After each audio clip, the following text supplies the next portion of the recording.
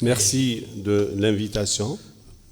Et ça me fait toujours plaisir d'être à HLF pour vous dire la vérité. Donc, on va traiter la question de l'asthme de l'enfant de moins de 5 ans. Et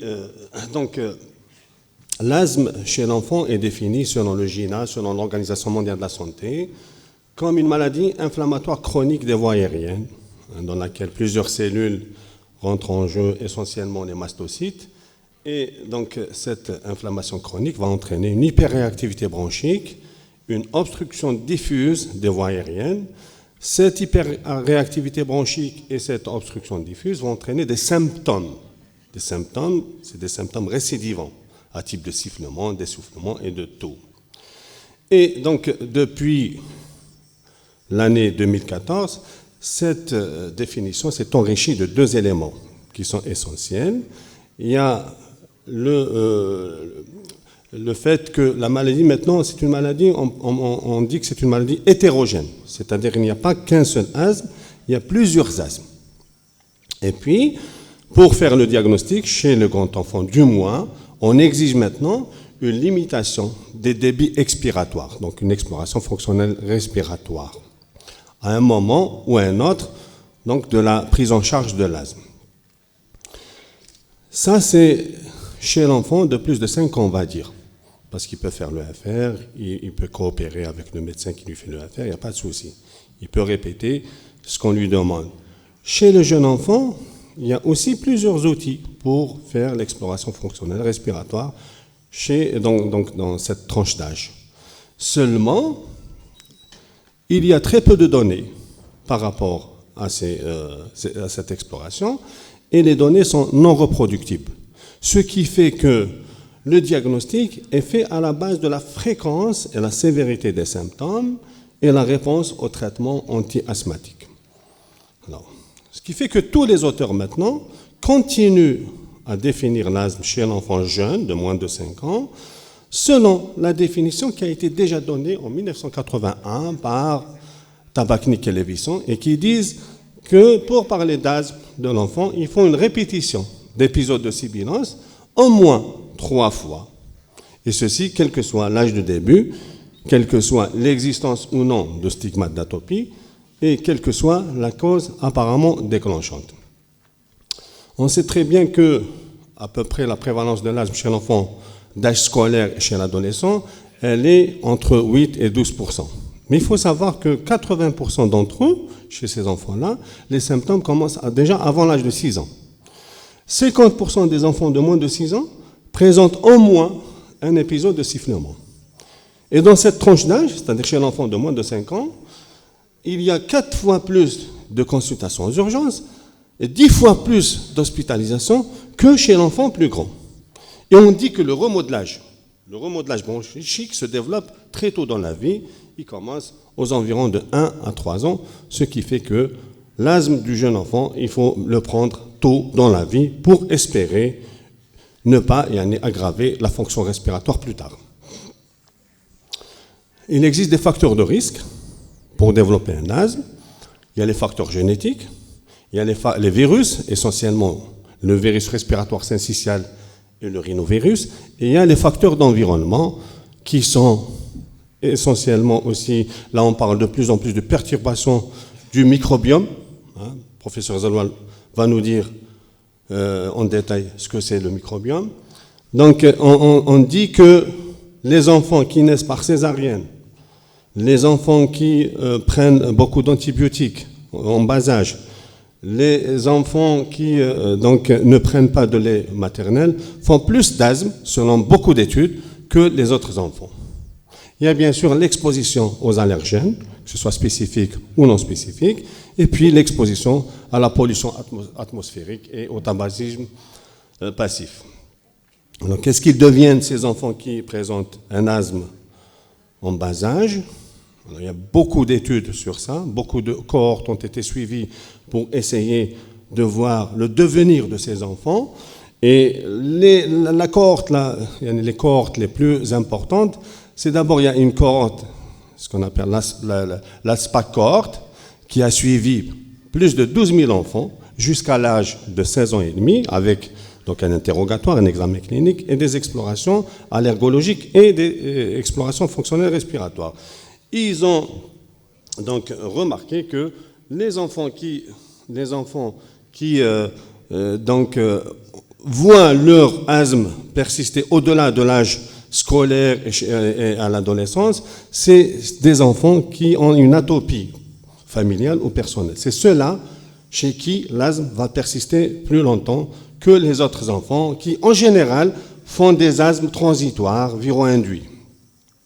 Et puis, il y a la cohorte de Tucson, que tout le monde connaît. C'est une cohorte qui a fait beaucoup d'analyses sur les enfants qui ont été suivis. Et donc, dans cette cohorte, c'est des enfants qui ont été suivis depuis la naissance. 50% d'entre eux n'ont pas sifflé à l'âge de 6 ans. Et les autres 50% ont sifflé. Mais là aussi, il y a des phénotypes. Il y a des siffleurs transitoires. Il y a des siffleurs tardifs, c'est-à-dire ils ont sifflé après l'âge de 3 ans, et à 6 ans, il n'y a plus de sifflement. Et les autres qui ont sifflé à un certain moment de leur âge, avant 6 ans, mais ils ont continué à siffler après l'âge de 6 ans. Et ceux-là, justement, c'est des enfants qui avaient une mère asthmatique, ils avaient des IgE totales élevées et une fonction respiratoire perturbée.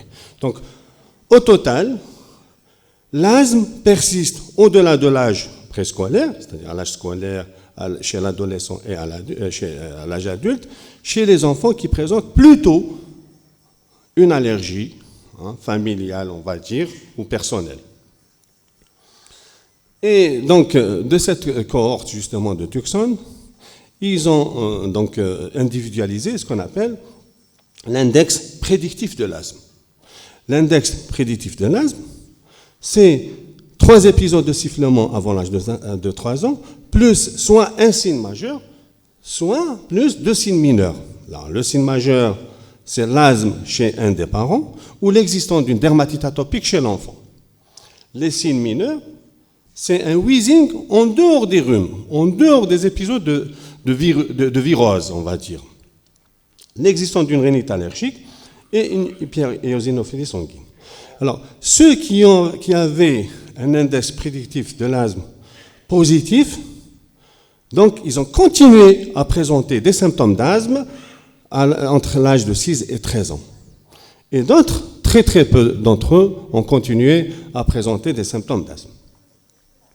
Et donc la démarche diagnostique de l'asthme, elle a pour objectif, c'est d'abord de faire le diagnostic, comme on l'a fait tout à l'heure.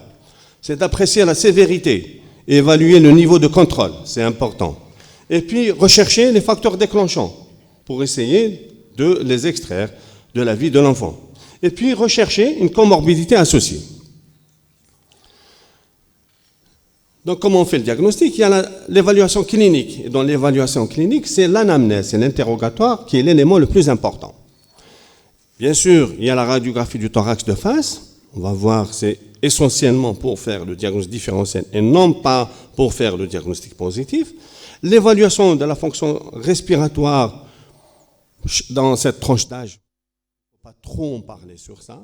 Ça se fait que dans des centres très spécialisés, surtout pas chez nous, et il y a l'enquête allergologique. Alors, sur le plan clinique, les symptômes qui évoquent l'asthme sont très faciles à retrouver.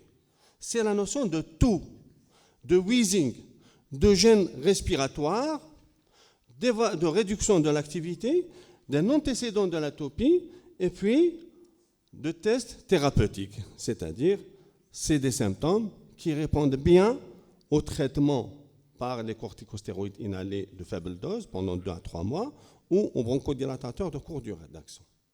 Alors ces symptômes ont leurs caractéristiques. La toux et le wheezing, c'est des symptômes qui récidivent. La toux, elle est sèche, elle n'est pas productive. Elle peut s'aggraver la nuit et à l'exercice. Elle peut s'aggraver aussi au rire, au cri et à l'exposition de fumée de tabac. Il en est de même pour le wheezing.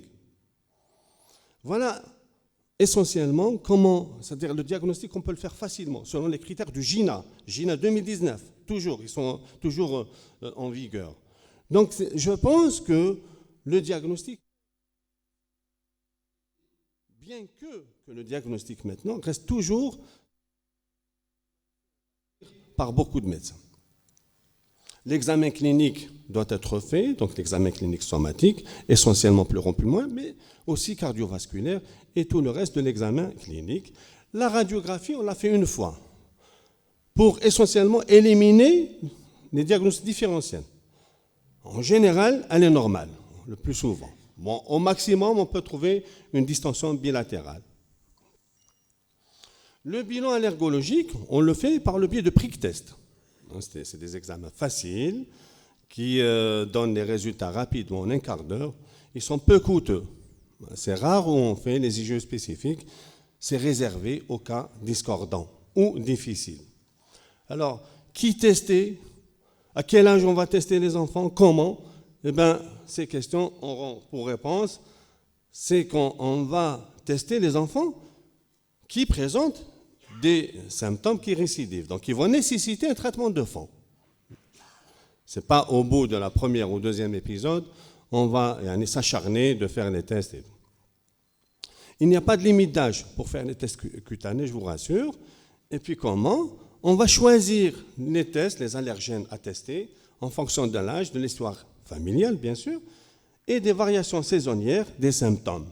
En général, avant 3 ans, on teste essentiellement les trophoallergènes, c'est-à-dire les allergènes alimentaires, et quelques pneumoallergènes. Après l'âge de 3 ans, on teste plutôt les pneumoallergènes et parfois même les trophoallergènes. Le diagnostic différentiel est toujours soulevé chez l'enfant jeune de moins de 5 ans. Il est soulevé au début, juste après avoir le diagnostic ou avant de faire le diagnostic, et donc une radiographie doit être faite systématiquement. On n'a pas le droit de commencer un traitement inhalé en continu sans avoir vu une radiographie de thorax. Et puis, bien sûr, au cours du suivi, si on voit qu'il y a des problèmes de contrôle, à ce moment-là, on va se poser la question, et si ce n'est pas de l'asthme? Donc, le diagnostic différentiel est soulevé en cas de radiographie de thorax anormale, ça c'est clair, mais aussi en cas de non-contrôle de l'asthme, mais aussi en cas de symptômes atypiques. En cas de retard de croissance associé, on sait très bien que l'asthme s'accompagne très rarement d'un retentissement sur la taille ou le poids. S'il y a un début néonatal ou très précoce des symptômes, en général, dans l'asthme, c'est à partir de l'âge de 6 mois. En général, bien sûr qu'il y a des enfants qui commencent tôt à faire des symptômes d'asthme. Un début brutal des symptômes. On sait très bien que dans l'asthme, il y a ce qu'on appelle des facteurs annonciateurs, des prodromes, qui sont toujours les mêmes pour le même enfant. Ça diffère d'un enfant à un autre, mais ils sont toujours les mêmes pour le même enfant. Donc on essaie de les faire retirer de la maman. Et donc, s'il y a des signes digestifs associés, s'il y a des symptômes respiratoires qui persistent entre 2 crises, en période intercritique. Dans l'asthme typique, l'enfant fait des crises d'asthme, mais entre les crises, il est asymptomatique. Quand il y a des signes associés, bien sûr, et bien sûr, quand il y a un syndrome de pénétration, là, c'est une autre histoire qu'on va détailler plus tard. On va passer en revue quelques diagnostics différentiels. C'est des enfants qui sont passés par notre service. Donc, on va parler un peu. Alors, pourquoi donc, ça va donner des signes, on va dire, en faveur de l'asthme? Ça va donner des sifflements. Et tout ce qui comprime l'arbre bronchique ou bien qui réduit la lumière bronchique fait siffler. Donc, on va parler des pathologies qui vont comprimer peut-être l'arbre bronchique et on va parler de quelques pathologies qui réduisent la lumière bronchique en périphérie et donc qui font que ça va donner des sifflements. Le kyste bronchogénique, c'est une tumeur bénigne kystique d'origine bronchique. C'est une lésion congénitale. Comment elle se forme? C'est un développement autonome d'un bourgeon cellulaire détaché de l'arbre trachéobronchique lors de son développement.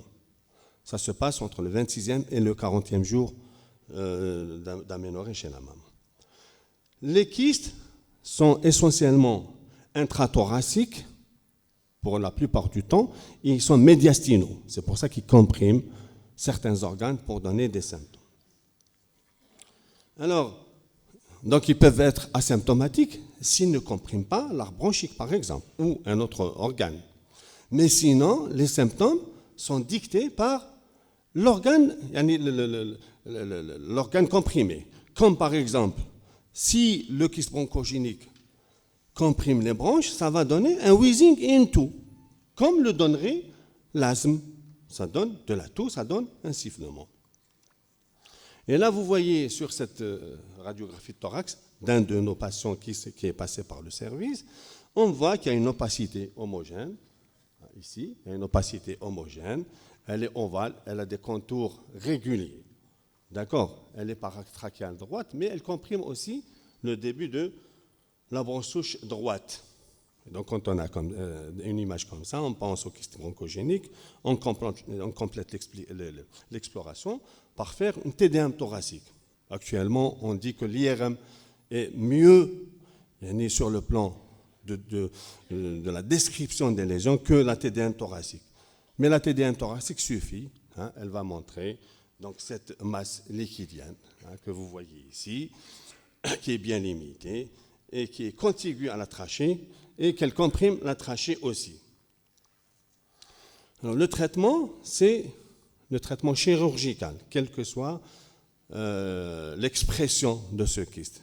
S'il est asymptomatique, on a le temps, on l'enlève à la deuxième partie, donc au deuxième semestre de la vie, on a le temps, mais sinon, on peut l'opérer à tout moment, à n'importe quel âge, même en bas âge, parce que l'enfant ne tolère pas ce kyste. Et sur le plan macroscopique, vous voyez ici, donc c'est toujours une tumeur. Ça, c'est un patient, un de nos patients. Mais si vous voyez la description, elle est toujours la même. Donc c'est une opacité, donc c'est une tumeur qui est arrondie, qui est de couleur gris rosé, elle a une paroi épaisse, elle est bien vascularisée et son contenu, il est muqueux. Et c'est l'histologie qui donne définitivement le diagnostic du kyste donc bronchogénique. La tuberculose ganglionnaire aussi, elle est difficile, le diagnostic est difficile à faire chez l'enfant. Pourquoi? Parce que la primo-infection latente, comme son nom l'indique, elle est asymptomatique et que presque 60% de ces enfants-là qui présentent une tuberculose maladie sont asymptomatiques aussi. Et le passage à la tuberculose maladie, il est plus fréquent chez l'enfant jeune. Et la tuberculose endobronchique, elle est plus expressive chez les petits nourrissons parce qu'ils ont un petit arc bronchique. Donc ça va donner de la toux, ça va donner de la dyspnée, ça va donner du wheezing, du fait de la compression par des adénopathies ou bien du fait de la fistulisation. Et c'est comme ça que s'exprime aussi un asthme, par de la toux, de la dyspnée et du wheezing. Et parfois, on passe à côté. Alors, le diagnostic, il est fait par la radiographie de thorax standard de face, pourvu qu'elle soit bien faite et lue par quelqu'un qui a l'habitude de lire les radiographies de thorax chez le jeune enfant. Alors, parfois, c'est difficile de faire le diagnostic à cette étape-là et on complète par une TDM thoracique qui va montrer des masses grises au contact des gros vaisseaux dont ils se distinguent par l'absence de prise de contraste. Et le contenu nécrotique, donc ça va donner un contenu hétérogène et partiellement calcifié, c'est ça qui va nous orienter vers le diagnostic de tuberculose endobronchique. Et vous voyez ici quelques radiographies de thorax d'enfants qui ont été traités pour tuberculose. Ici, vous voyez une adénopathie qui est petite, qui soulève l'artère pulmonaire et qui donne l'aspect d'un île trop bien visible. Et puis ici, vous avez une adénopathie ici, et là, vous avez carrément un emphysème obstructif du poumon gauche par compression de la bronchouche gauche. Sur le plan endoscopique, on peut avoir plusieurs images à la fois chez le même enfant. Là, c'est un même patient chez qui on a trouvé plusieurs images. Alors, vous avez ici une compression, vous avez ici l'image, ce qu'on appelle de furoncle en pie de vache, en mamelle de vache, c'est un stade pré-fistulisation. Et ici, on a carrément de la fistulisation, chez le même patient, au même moment. L'autre pathologie qu'on a eue dans le service, c'est l'anomalie des arcs aortiques. Au départ, on a 6 paires d'arcs aortiques primitifs. Certains d'entre eux vont disparaître et d'autres vont former ce qu'on appelle la crosse de l'aorte et la partie proximale de la sous-clavière droite. Et au cours de leur évolution, la régression ou la persistance anormale d'un des segments des arcs aortiques primitifs donc, va donner des malformations de l'aorte et de ses branches. Alors, là, il y a ce qu'on appelle le schéma de Coron qui va donner une classification anatomique de ces atteintes en fonction du niveau d'atteinte. Ici, vous avez la crosse de l'aorte normale. On a l'aorte ascendante, on a la crosse de l'aorte qui va passer à gauche et ça va descendre par la crosse descendante. C'est ça le normal. Ici, vous avez une anomalie des arcs aortiques, ce qu'on appelle le double arc aortique. Vous avez l'aorte ascendante qui va se diviser en deux. Il y a une partie qui va partir donc à droite et l'autre à gauche. Ces deux branches vont se réunir en postérieur pour donner l'aorte descendante. Et au cours de leur passage, ça va comprimer et la trachée et l'œsophage. Donc automatiquement, ça va donner des symptômes bronchiques et des symptômes aussi digestifs parfois. Ici, vous avez un autre type d'anomalie, c'est l'anomalie de Noether. Alors l'anneau n'est pas complet, il est complété par le ligament artériel ici, et c'est pareil, ça va comprimer la trachée et l'œsophage. C'est en général, parmi les anomalies vasculaires, c'est celles-là qui vont être expressives, parce que toutes les autres ne sont pas expressives, et parfois on les découvre de façon fortuite. Alors, les symptômes, on a des symptômes respiratoires, c'est les plus fréquents, et on a parfois des symptômes digestifs. On a vu tout à l'heure pourquoi. Alors, en général, parce que ça comprime la trachée, on a un stridor aux 2 temps. C'est ça la trachée. Quand on a des symptômes au niveau de la trachée, alors les symptômes que donne un problème qui est au niveau de la trachée, c'est aux 2 temps. Quand c'est bronchique, les symptômes sont expiratoires. Quand c'est laryngé, les symptômes sont inspiratoires. Là, on a donc un stridor aux 2 temps. Et aussi, on peut avoir un asthme persistant, entre guillemets. Et donc, des enfants qui sont traités pour asthme alors qu'ils avaient une malformation vasculaire. La radiographie thorax, elle est importante pour faire le diagnostic et elle va montrer la crosse de l'aorte. Au lieu qu'elle soit à gauche, elle va être à droite. Alors, avant, on faisait le TOGD, on ne le fait plus maintenant, parce qu'il y a l'angio-IRM. On passe directement à l'angio-IRM qui va nous donner le diagnostic et le type de malformation. La bronchoscopie, c'est des enfants qui sont envoyés en bronchoscopie pour voir à peu près le degré de compression. S'il y a une compression de plus de 50%, on dit au chirurgien, voilà, c'est plus de 50%, donc c'est une anomalie qui est à opérer. Moins de 50%, en général, les chirurgiens ne les opèrent pas. Regardez ici, donc, la crosse de l'aorte, au lieu qu'elle soit ici, elle est à droite. Et donc, il y a une petite compression ici, au niveau du bas de la trachée.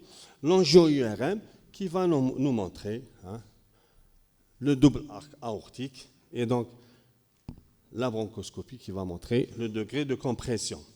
La dysplasie bronchopulmonaire, c'est une complication du prématuré, elle est fréquente. Elle est définie par une oxygénodépendance d'au moins 28 jours. Donc, c'est quoi cette dysplasie bronchopulmonaire? C'est une pathologie du développement pulmonaire distal. Et l'histologie est importante, elle est caractéristique. On a une hypoplasie alvéolaire. Donc, c'est des alvéoles qui sont peu nombreuses, elles sont larges. Et on a une raréfaction du lit capillaire. Pourquoi on a tout ça? C'est la conjonction de l'oxygénothérapie, de la ventilation mécanique, de l'inflammation anté- et postnatale qui vont entraîner des anomalies de l'expression des gènes essentiels au contrôle de l'alvéolisation, ce qui fait qu'on a une hypoalvéolisation. Alors, cliniquement, ça se manifeste par un tableau d'insuffisance respiratoire chronique dans les formes sévères, mais depuis qu'on donne systématiquement une corticothérapie anténatale plus l'adjonction de surfactants exogènes chez les prématurés, donc dans la plupart des cas, c'est des enfants qui arrivent avec des tableaux de toux et de respiration sifflante, comme le donnerait, encore une fois, un asthme. Et donc, à la radiographie, généralement, on a une alternance de zones hyperclaires et d'opacité alvéolo-interstitielle. On a à la fois une atteinte bronchique, c'est des opacités linéaires, c'est des opacités triangulaires, et c'est des bulles. Et aussi une atteinte parenchymateuse qui va se traduire par une réduction des volumes alvéolaires, une hypovascularisation et de la fibrose. Vous avez ici des images, alors des images linéaires, des opacités linéaires, on a des bulles aussi, et on a des opacités triangulaires sous pleurale. La dyskinésie ciliaire primitive, c'est une maladie rare, c'est une maladie génétique. Comment elle est expliquée, cette dyskinésie ciliaire primitive? C'est du fait de l'absence des bras de dynéine externes. Les bras de dynéine externes, ils servent à quoi? Ils servent à porter de l'énergie indispensable au mouvement ciliaire. Donc s'il y a une anomalie à ce niveau-là, le mouvement ciliaire se fait très mal. Et donc on a un défaut d'épuration mucociliaire. Donc les sécrétions vont stagner et donc ça va favoriser de l'inflammation et des surinfections et tout. C'est une maladie génétique, on reconnaît maintenant une trentaine de gènes, et dans 50% des cas, on a ce qu'on appelle un syndrome de Cartagena associé, dans 50% des cas, qui est fait de bronchiectasie, de sinusite chronique et de situs inversus. Les manifestations cliniques, elles sont là où il y a une muqueuse de type cilié. Donc, au niveau respiratoire, mais au niveau aussi d'autres organes qui comportent une muqueuse ciliée. Donc, essentiellement, on a l'atteinte pulmonaire qui va se traduire encore une fois par peut-être un asthme atypique. D'accord? On a une symptomatologie ORL qui est faite d'otite moyenne aiguë répétée, d'otite séromuqueuse, de sinusite aussi, mais aussi on peut avoir des symptômes extra-respiratoires là où il y a une muqueuse ciliée. Ça peut être une stérilité masculine, ça peut être une grossesse extra-utérine, ça peut être une hypofertilité féminine, ça peut être des malformations neurologiques, oculaires. Voici un syndrome, donc un situs inversus, rentrant dans le cadre du syndrome de Cartagena. Le diagnostic, il est fait de cette manière-là, par la mesure du NO nasal, par l'étude du mouvement ciliaire et par une étude ultra-structurale des cils. La mesure du NO nasal, elle est basse dans cette maladie. L'étude du mouvement ciliaire, on a donc la fréquence du battement ciliaire qui ralentit et on a aussi un mouvement qui est anormal. Quand est-ce qu'on voit tout ça? En faisant une biopsie, un brossage au niveau de la muqueuse nasale et au niveau de la muqueuse bronchique. Et on va voir tout ça en vidéomicroscopie numérique à haute vitesse. C'est l'outil qui explore en ce moment le mieux cette pathologie. Et bien sûr, quand on fait une étude intrastructurale des cils, on va trouver des cils anormaux. Des cils anormaux qui vont porter essentiellement, l'anomalie, elle va porter essentiellement sur les bras de dynéine. Les séquelles de pneumopathie virale, une cause rare aussi de bronchopathie obstructive chez l'enfant. Alors, qu'est-ce qu'il y a dans ces séquelles-là? Il y a des phénomènes inflammatoires, il y a de la fibrose, des petites voies aériennes. Et essentiellement, c'est l'adénovirus qui peut causer ces dégâts-là, mais les autres virus aussi peuvent donner cette pathologie. Donc, cliniquement, c'est un tableau de bronchiolite. En général, la bronchiolite, ça régresse au bout de 2 à 3 semaines, mais chez ces enfants-là, les symptômes vont se prolonger 4 à 6 semaines. La toux, on a de la toux, on a des sibilants, on a aussi une bronchorie dans ces cas-là. Et parfois, carrément, ça se traduit par un asthme résistant au traitement bien conduit.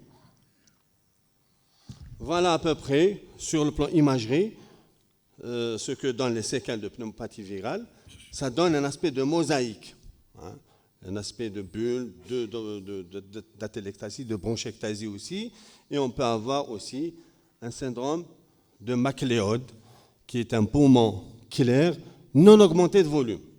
2 minutes, Abdelrahman. Ok, donc voilà, je ne vais pas...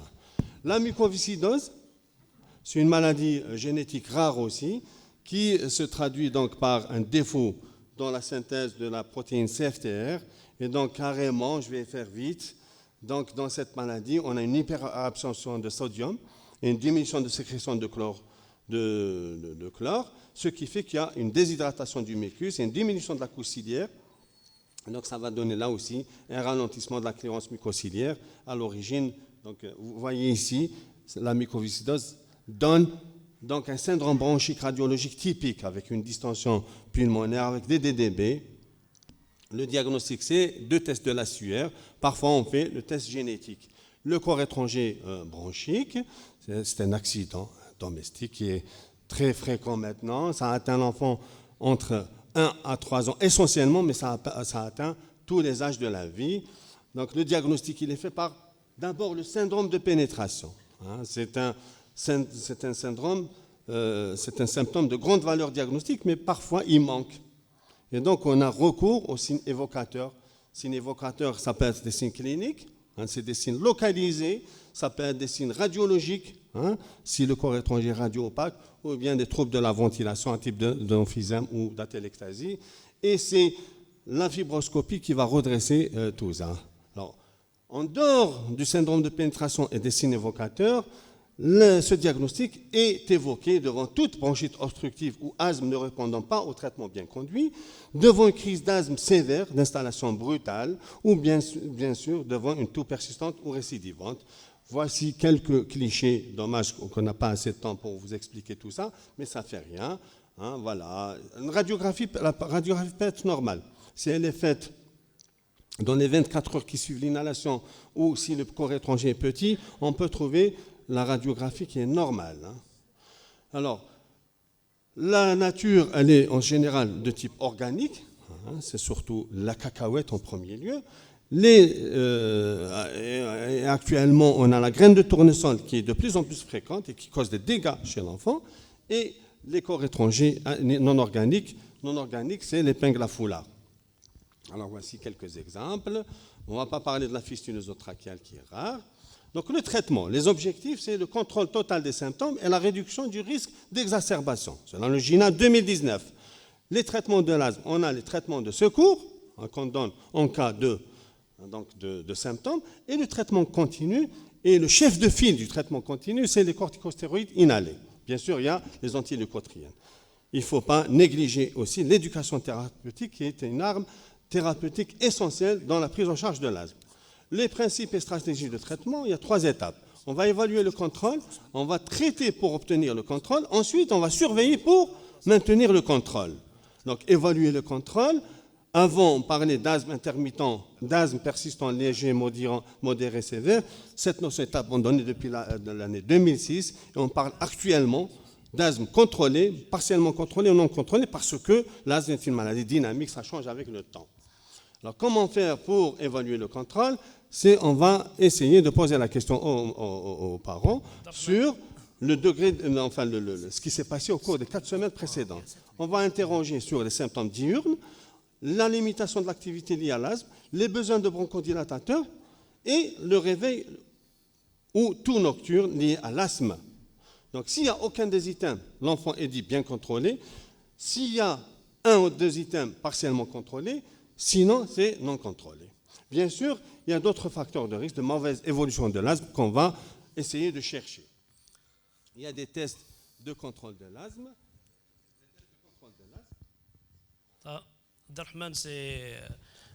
Ok, pas de souci. Il restait quelques plaques. Voilà, il faut conclure. Okay. Alors, en conclusion, l'asthme, c'est une maladie chronique fréquente. Elle débute le plus souvent dans l'enfance. La prise en charge repose sur un suivi régulier et la prise en charge, elle est globale. Et elle concerne aussi l'éducation de l'enfant et de ses parents afin de faire une bonne connaissance de la maladie, afin de, bien sûr, d'identifier les facteurs aggravants et bien sûr à connaître les médications à utiliser. Je vous remercie.